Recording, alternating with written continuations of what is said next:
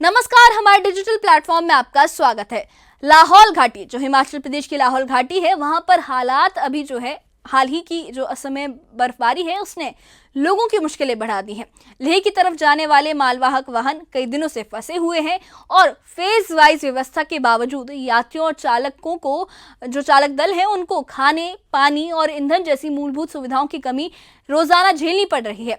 बारालाचा दर्रे और दारचा शिकुला जो मार्ग है, वहां पर फिसलन भरे रास्तों के कारण एक तरफा यातायात ही अभी संभव है, पॉसिबल है, और प्रशासन वाहनों को चरणबद्ध तरीके से रवाना कर रहा है ताकि किसी भी तरह का हादसा ना हो। सिर्फ सड़क और यातायात ही नहीं, बल्कि घाटी के बागवान भी इस बर्फबारी से बेहाल है। हजारों सेब के पेड़, टूटी हुई टहनियां और जो हजारों सेब का उनका कारोबार था, वो जो पेड़ है वो टूट चुके हैं। पके हुए फल ये दिखा रहे हैं कि मौसम के असमय मार से कृषि को कितना नुकसान हुआ है। जो फल थे वो अब बर्बाद हो चुके हैं, उनके जो सेब के पौधे थे वो भी बर्बाद हो चुके हैं और बागवानों का ये कहना है कि उनकी मेहनत बर्बाद हो गई है और अब वो मुआवजे और राहत की उम्मीद लगाए हुए हैं। इस खास रिपोर्ट में हम आपको दिखाएंगे कि कैसे लाहौल घाटी के लोग इस प्राकृतिक चुनौती का सामना कर रहे हैं, प्रशासन ने किन उपायों से राहत शुरू की है और किस तरह बर्फबारी ने सड़क, कृषि और स्थानीय जीवन पर असर डाला है। ये सिर्फ मौसम का मिजाज नहीं, बल्कि स्थानीय जीवन और रोजगार पर बड़ा असर डालने वाली चुनौती है। देखिए एक खास रिपोर्ट।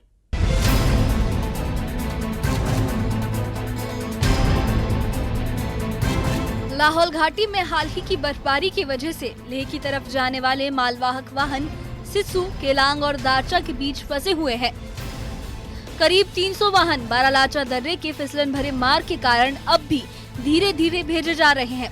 पुलिस उप अधीक्षक केलांग रश्मि शर्मा के मुताबिक दारचा शिंकुला सड़क मार्ग पर सैकड़ों वाहन लगातार आ जा रहे हैं, जबकि बारालाचा दर्रे की तरफ सड़क फिसलन भरी होने की वजह से फिलहाल एक तरफा यातायात ही संभव हुआ है। अगर मौसम अनुकूल रहा तो कल तक सभी वाहन अपने गंतव्य की ओर रवाना हो जाएंगे। प्रशासन ने बताया कि वाहनों को चरणबद्ध तरीके से रवाना किया जा रहा है ताकि किसी भी तरह का हादसा ना हो। अभी ताज़ा स्थिति ये है कि 2 दिन से मौसम साफ जब से हुआ है और बीआरओ का हमें गो अहेड भी मिला, तो हमने जो लोग फंसे हुए थे, जैसे सारचू में कुछ लोग टूरिस्ट थे और कुछ ट्रक्स थे, तो उनको कल सेफली वहाँ से निकाल दिया गया था। अभी भी जैसे कुछ यहाँ से कुछ हमारे ट्रक्स वगैरह जा रहे हैं लेह की तरफ को, तो उनको भी प्रिवेलिंग कंडीशंस के बारे में बताया गया है और उनकी मूवमेंट साथ साथ करवाई जा रही है। कुछ अपने कहीं कुछ रीजंस की वजह से भी यहाँ रुके हुए हैं। वैसे हमारी तरफ से रोड अभी खोल दिए गए हैं और अभी जो यातायात है वो चल रहा है। हालांकि फेज वाइज व्यवस्था के बावजूद वाहन चालक परेशान हैं। पिछले 4-5 दिनों से फंसे चालकों को खाने, पानी और ईंधन जैसी मूलभूत सुविधाओं की कमी झेलनी पड़ रही है। एक वाहन चालक ने बताया कि हम पिछले 4-5 दिनों से केलांग दारचा में फंसे हुए हैं। खाने पीने और ठहरने की काफी दिक्कत हो रही है। अब प्रशासन से हरी झंडी मिलने का इंतजार कर रहे हैं ताकि लेह तक का सफर पूरा कर सकें। फंसे हुए चालकों का कहना है कि जब तक ग्रीन सिग्नल नहीं मिलता, उनका सफर खतरे और असुविधा दोनों से भरा रहेगा। आज 5वां दिन हो गया सर जी, यहाँ रुके हुए एक ही जगह। बर्फ फुल पड़ रही है। सरकार को इधर मशीनों का ध्यान करना चाहिए सफाई के लिए। रोड साफ होए तभी चलेंगे आगे। जो बाहर वाली गाड़ी हो तो फंसी हुई है। बाहर वाले आदमी को, किसी को राशन का, किसी को ये तो कोई सुविधा नहीं है। बाहर वाला तो फंसा हुआ है। सामान बात दिल्ली से जी है, किसी के पास परचून है, किसी के पास लोहा है, मतलब ये सारी बाहर वाली गाड़ी है। हम इधर 5 तारीख से रुके हैं। हम यूपी से आए हैं गाड़ी लोड करके। मैंने अपना कहते इधर 7 तारीख को इधर अपना फ़ोन किया था मैंने 100 नंबर पे। फिर उन्होंने बोला कि आप 112 पे कॉल करो। मैंने 112 पे कॉल की। फिर उन्होंने बोला कि 1100 पे कॉल करो। फिर मेरे को केलांग से ASP का फ़ोन आया जी। उनको मैंने सारी तो अपनी परेशानी बताई जी, मेरे पास कि ऐसे ऐसे सामान, खाने का सामान ख़त्म होने वाला है जी मेरे को। उनको मैंने सारी परेशानी बताई। बोलते कोई बात नहीं, हम आते हैं। तो 7 तारीख को बताइए, वो अभी तक नहीं आए जी। ठीक है, इतने दिन से फंसे हैं। आज कहते 6-7 दिन हो गए, हम अभी तक हम प्रशासन का कोई बंदा हमारे पास नहीं आया। सड़क पर समस्याओं के साथ साथ घाटी के बागवानों की मेहनत पर भी बर्फबारी भारी पड़ी है। समय से पहले हुई इस बर्फबारी में हजारों सेब के पेड़ और फल बर्बाद हो गए हैं। कई बागों में पेड़ टूट गए हैं, टहनियां बिखरी पड़ी हैं और पके हुए सेब भी गिरकर खराब हो गए हैं। एक स्थानीय बागवान ने बताया कि समय से पहले हुई इस बर्फबारी ने हमारी सारी मेहनत पर पानी फेर दिया है। सेब बाजार भेजने की तैयारी कर रहे थे, लेकिन बगीचे की हालत देखकर मन टूट गया है।